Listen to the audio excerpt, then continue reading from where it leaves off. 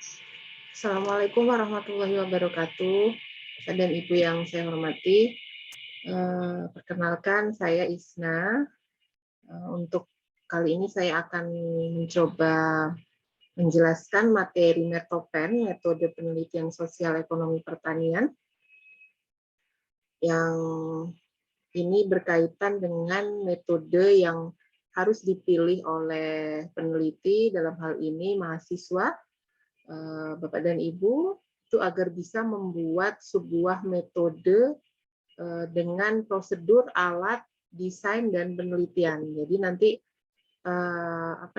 memang untuk materi ini memang wajib ya, wajib mata kuliah wajib sebanyak 2 teori dan 1 praktikum, jadi total 3 SKS. Jadi nanti akan digunakan sebagai dasar landasan kita sesuai dengan aturan dan teknik penulisan yang ada di Universitas Muhammadiyah Purworejo berkaitan dengan penulisan skripsi. Jadi nanti luaran dari mata kuliah ini adalah Bapak dan Ibu sekalian harus membuat laporan praktikum, ya, mulai dari bab 1, bab 2, bab 3, bab 4, dan bab 5. Nah, ini berkaitan dengan penelitian ya. Jadi ada penelitian, ada responden, ada wawancara. Nah, nanti akan digunakan untuk penilaian di akhir ya. Jadi nanti penilaian akhirnya kalau Metopen itu adalah ujian praktikum Metopen seperti itu. Nah, ini langsung saja nih. Jadi untuk metode penelitian yang dipilih ini adalah peneliti berkaitan dengan prosedur, alat, desain, dan penelitian yang digunakan.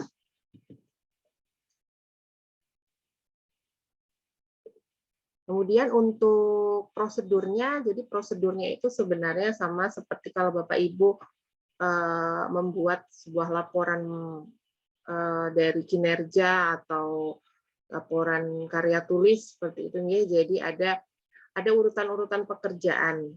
Ya, jadi peneliti kita dalam hal ini adalah disebut peneliti karena melakukan sebuah penelitian sosial ekonomi di bidang pertanian. Kemudian ada tekniknya, teknik itu adalah memberikan alat-alat ukur yang diperlukan. Kemudian ada metode, jadi metode ini merupakan panduan mengenai urutan pelaksanaan penelitian. Ya, jadi ada 3 konsep, prosedur, teknik penelitian, dan metode penelitian. Hal ini berbeda, jadi satu sama lain itu berbeda. Kalau prosedur itu urutan pekerjaan, kalau teknik penelitian itu alat ukur yang diperlukan, dan metode itu merupakan panduan, jadi panduan urutan pelaksanaan penelitian. Kemudian kalau kita mendengar kata metode, itu yang pertama yang sering digunakan dalam penelitian sosek yaitu metode sensus ya. Bapak dan Ibu pastinya sudah familiar dengan metode ini. Jadi disebut juga dengan pencacahan lengkap. Ada individu yang ada di dalam populasi, itu sebuah populasi itu dicacah sebagai responden. Jadi ada kumpulan populasi, ada responden di dalamnya. Untuk tekniknya nanti kita akan bahas lebih lanjut nanti di bab 3. Kemudian ada konsekuensi dari metode sensus, ini adalah perlu biaya, tenaga, dan waktu yang dibutuhkan itu sangat banyak. Jadi ya ini memang suatu penelitian yang memang membutuhkan biaya yang cukup besar ya. Jadi tapi hasilnya ini diharapkan mendekati tingkat kebenaran data sebesar 100%. Jadi kalau pakai metode sensus, semua populasi diambil sebagai responden, artinya tidak ada satupun yang luput dari data sekunder yang ingin kita buktikan atau kita mencari data primer, itu semua populasi itu masuk di dalamnya. Kemudian yang kedua adalah metode survei. Bedanya apa dengan metode sensus? Kalau survei ini adalah suatu pengamatan atau penyelidikan yang kritis untuk mendapatkan keterangan yang baik terhadap suatu persoalan tertentu di dalam daerah atau lokasi tertentu. Jadi ada sebuah kasarannya itu ada suatu lingkup lokasi tertentu di mana ada pola-pola di dalamnya ya, pola-polanya Biasanya ini merupakan studi ekstensif namanya, jadi ada pola untuk memperoleh informasi yang dibutuhkan. Apakah itu polanya seperti FGD atau itu polanya door to door. Nah, itu merupakan salah satu konsep studi ekstensif dalam metode survei. Kemudian dalam metode survei ini juga ada metode survei ini tidak semua individu dalam populasi diamati ya. Jadi beda dengan sensus. Tadi kalau sensus ya kasarannya seperti sensus penduduk oleh BPS itu kan seluruh penduduk Indonesia yang tercatat dan seluruhnya itu memang dilakukan wawancara seperti itu, atau kita harus mengisi beberapa data yang dibutuhkan oleh BPS. Tapi kalau survei itu hanya sebagian saja yang disebut dengan sampel. Ya. Jadi ada populasi, terus ada sampel. Nah, kemudian ada penetapan sampelnya itu harus tepat. Jadi bagaimana memilih sampel itu betul-betul yang dipilih yang mewakili atau yang bisa merepresentatifkan populasi secara keseluruhan. Jadi ada proses penetapan contoh atau sampel diatur dengan metode pengambilan sampel. Jadi tidak sembarangan mengambil sampel ya. Tidak sembarangan, ada tekniknya, ada metodenya, ada alasannya kenapa mengambil metode sampel itu. Kemudian tingkat kebenaran yang diperoleh tergantung pada metode yang digunakan. Jadi metode yang tepat akan metode yang tidak tepat, akan mengurangi kebenaran. Ya, jadi metodenya yang digunakan juga harus sesuai.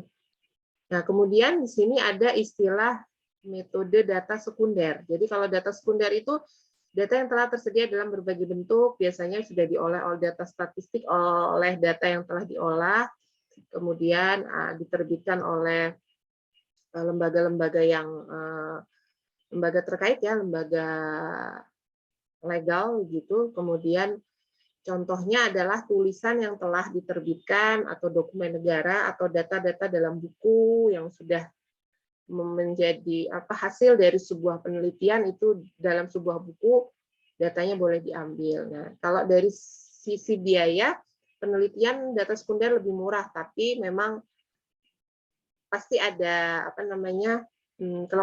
Jadi walaupun kita hanya mengambil data dari misalnya Badan Pusat Statistik atau dinas tertentu seperti itu ya, tapi ada kelemahannya, yaitu kalau datanya itu memang ternyata setelah kita lakukan analisis data di model regresi menggunakan SPSS atau EFUS, itu dia hasilnya misalnya datanya itu bias ya. Karena nanti kita akan belajar lagi bagaimana sih agar data itu menjadi sebuah data yang tidak bias. Nah, kemudian ini untuk yang perlu diperhatikan dalam menggunakan data sekunder, ini ada sumber data, cara pengumpulan data, termasuk daftar pertanyaan dan teknik wawancara, kemudian tujuan pengumpulan data, satuan-satuan dan kriteria yang dipakai. Kemudian ada tingkat ketelitian data. Jadi kalau mengambil data dari data sekunder boleh, tapi memang untuk praktikum ini yang kita terapkan di Prodi Agribisnis itu tidak full semuanya data sekunder. Jadi memang mahasiswa dalam hal ini Bapak dan Ibu juga ini harus memang mengambil data primer dan data sekunder sebagai pendukung atau penguat latar belakang, identifikasi masalah, boleh ya. Tapi kalau data utama untuk menjawab sebuah tujuan penelitian itu dalam bidang ilmu sosial itu dikuatkan perlu data primer, artinya data yang betul-betul baru kita ambil pada saat penelitian dengan wawancara responden ya. Kemudian ada penggunaan metode data sekunder, lebih banyak ini ditujukan untuk analisis kebijakan, analisis pertumbuhan yang terkait dengan perencanaan masa depan, analisis masalah dalam pembangunan. Nah, kemudian itu tadi untuk data sekunder ya. Kemudian kita beralih ke metode studi kasus. Jadi kalau studi kasus itu mengadakan telaah secara mendalam tentang suatu kasus tertentu. Jadi ada suatu kasus, apakah kita kasus di sebuah perusahaan atau di sebuah industri, kita meneliti tentang bagaimana strategi pengembangan, strategi pemasaran di suatu industri kecil, misalnya di suatu kecamatan. Nah, itu menggunakan metode studi kasus, karena Biasanya kalau metode studi kasus ini apa namanya yang khas itu adalah di judulnya itu ada studi kasus di misalnya di mana ya, di PT Gulaku misalnya, di Gulaku Lampung seperti itu. Nah itu kan ada khusus, jadi memang lebih spesifik, populasinya juga lebih terfokus, terarah pada sifat tertentu yang tidak berlaku umum. Jadi lebih ke bagaimana kondisi secara real perusahaan, itu studi atau kondisi secara real pengrajin di sebuah desa, ya misalnya pengrajin misalnya anyaman pandan seperti itu. Nah itu untuk hal ini juga menggunakan studi kasus atau hanya untuk apa namanya industri rumah tangga yang membuat atau menghasilkan tempe rumahan atau tahu. Nah ini kan juga lebih ke suatu lokasi yang spesifik ya. Kemudian adalah metode pengambilan sampel seperti metode survei. Jadi metodenya sama dengan survei ya, pengambilan sampelnya, kemudian tidak banyak menampilkan teori, lebih berpolakan rekonstruksi hasil lapangan. Nah, langkah-langkahnya dalam melakukan studi kasus ini adalah gariskan secara tegas tujuan penelitian. Rata-rata setiap metode itu harus tegas tujuan penelitiannya, harus jelas. Nanti pakai metode apa, pakai analisis apa setiap tujuan. Itu karena Bapak dan Ibu sudah mengetahui kalau membuat karya ilmiah atau tulisan ilmiah itu bab 1, bab 2, bab 3 sampai bab kalau skripsi sampai bab 5 di sini ya. Untuk kesimpulan dan saran itu bab 5 itu ada benang merah. Jadi benang merah antara bab 1 apa, bab 2 juga apa, tinjauan pustaka, terus bab 3 untuk metode apa namanya analisis data. Kemudian bab 4 hasil dan pembahasan, bab 5 kesimpulan dan saran, terakhir daftar pustaka itu semuanya ada benang merah. Jadi tidak terlepas-lepas mungkin yang bab 1 tujuannya 3, ternyata di kesimpulan bab 5 kok tujuannya 6 seperti itu ya. Jadi itu kita cek betul-betul sesuai. Kemudian tetapkan metode yang akan dipakai secara rinci dan lengkap dari pengungkapan masalah unik yang akan dipilih sebagai populasi sampai sampel, bagaimana mencari data, pendekatan yang akan dipilih, kemudian tentukan satuan studi kasus yang akan dipakai, ada individu atau golongan.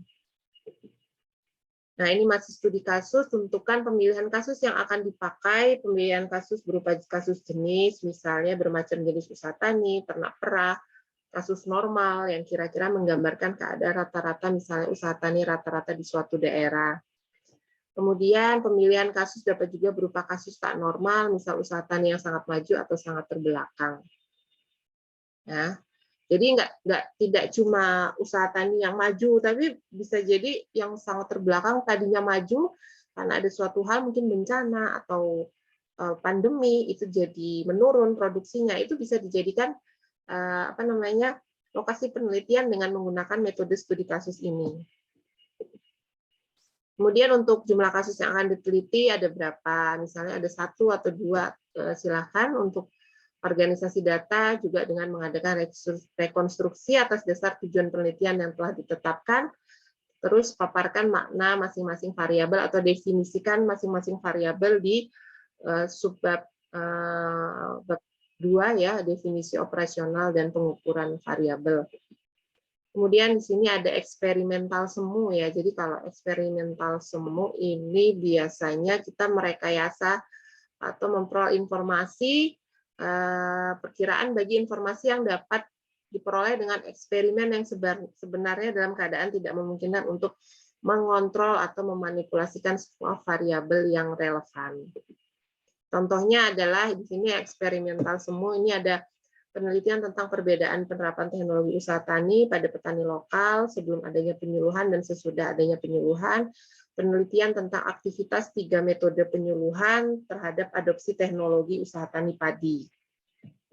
Ya, jadi di sini konsep metode eksperimental semu ini ada bagaimana sih kita melihat pola perubahan ya sebelum dan sesudah, misalnya ada suatu teknologi baru atau metode penyuluhan baru, bagaimana metode penyuluhan yang selama ini kita gunakan sebelum masuk kita metode ini, bagaimana usaha apa namanya penerapan sebuah teknologi di usaha tani dengan sesudah adanya penyuluhan. Apakah ada peningkatan penerapan teknologi atau peningkatan produktivitas.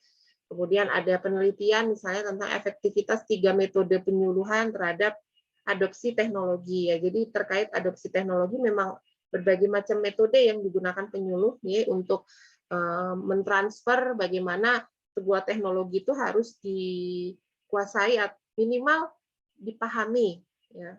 Tidak, kalau dikuasai mungkin perlu waktu dan tahapan yang lebih lama, tapi kalau adopsi dia memahami, oh tahu tujuannya apa, mengetahui bagaimana cara menggunakannya, terus hasilnya nanti seperti apa, digunakannya seperti apa. Nah, itulah berbagai penelitian yang menggunakan eksperimental semu.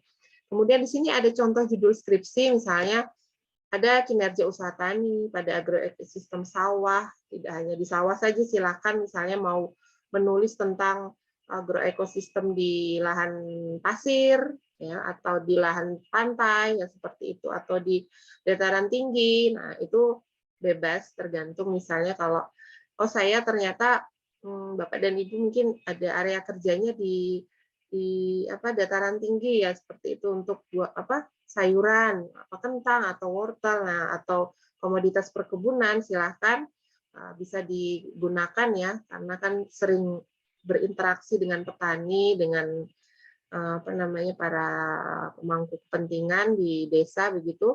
Nah, ini bisa digunakan sebagai dasar untuk judul skripsi nanti ya, dan juga untuk mengerjakan praktikum metopen. Kemudian ini ada pengaruh kebijakan, misalnya ini terkait kebijakan pemerintah, profil usaha tani kedelai, ada pengembangan sistem organik pada budidaya tanaman pangan. Ini semuanya contohnya Kabupaten Sumeneb Madura. Kemudian ada penguasaan teknologi pertanian perempuan tani, ya misalnya kaitannya dengan gender ya. Boleh misalnya bagaimana penguasaan teknologi pertanian khusus untuk ibu-ibu petani yang perempuan tani. Jadi bukan yang bapak petani laki-laki, tapi lebih ke perempuan tani seperti apa, atau bagaimana kinerja KWT di sebuah desa. Nah, itu boleh kita banyak sekali contoh skripsi di bidang sosek pertanian yang memang sumbernya dan macam-macam sudah bisa kita buka dan kita pelajari. Ya. Baik Bapak dan Ibu, ini mungkin materi yang pertama untuk bab 1 ya terkait metode penelitian sosek terkait dengan prosedur, alat, dengan desain penelitian yang digunakan.